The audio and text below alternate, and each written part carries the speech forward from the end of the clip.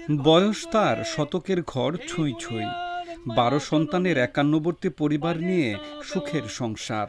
এই বয়সেও ঘটালেন এক এলাহি কাণ্ড। মৃত্যুর আগেই গ্রামবাসীকে নিয়ে আয়োজন করলেন নিজের চল্লিশা।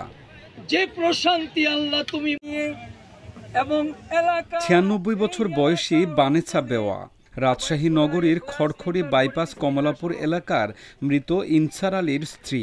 মৃত্যুর স্বাদ গ্রহণের আগেই নিজের চল্লিশা স্বচক্ষে দেখার আগ্রহের কথা জানা নেই বৃদ্ধা। তাই বলে জীবিত মানুষের চল্লিশা, এ কেমন কথা? তবে শেষ পর্যন্ত ঘটা করে আয়োজন করা হলো বৃদ্ধার চল্লিশা।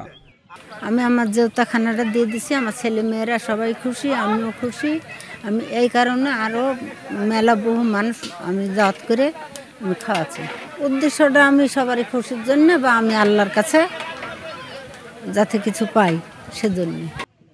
10 এপ্রিল নিজ এলাকায় নীল সাদা সামিয়ানা টাঙিয়ে গরু ও ছাগল জবাই করে এলাহি আয়োজনের মধ্য দিয়ে পালন করা হয় বৃদ্ধার চল্লিশা। দুপুর থেকে গ্রামটির আশপাশ এমনকি দূর দূরান্ত থেকে মানুষ ঘটনাটি দেখতে ও চল্লিশার খাবার খেতে আসেন।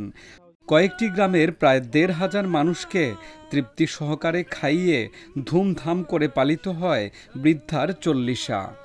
মৃত্যুর পরে যদি সন্তানেরা চল্লিশা করতে না পারেন, এই শঙ্কা থেকে জীবদ্দশায় এই আয়োজনের মধ্য দিয়ে সকলের দোয়া আদায়ে মন স্থির করেন বৃদ্ধা। তারা কি করবে বা করবে না, তো আমি জীবিত থাকাকালীন আমি এটাকে দেখে যেতে চাই যে আমি মানুষকে সন্তুষ্ট করতে পারলাম কি, আল্লাহকে সন্তুষ্ট হচ্ছে কিনা। আমরা যে 2টা করে সন্তানের মা হয়ে গেছি, তাও আমার এই ভাইয়েরাই দেখে। আমার কাজটা আমি করে যাব। আমার বেটারা খুব ভালো, সবাই আছে, সবাইকে দেখব, এর জন্য আসলে এই অনুষ্ঠানটা করলো। 12 সন্তানের জননীর ইচ্ছে বলে কথা, তাই তো 8 ছেলে ও 4 মেয়ে সহ প্রায় 60 জন নাতিপুতিদের উপস্থিতিতে সফলভাবে জীবিত অবস্থায় পালিত হলো বৃদ্ধার চল্লিশা।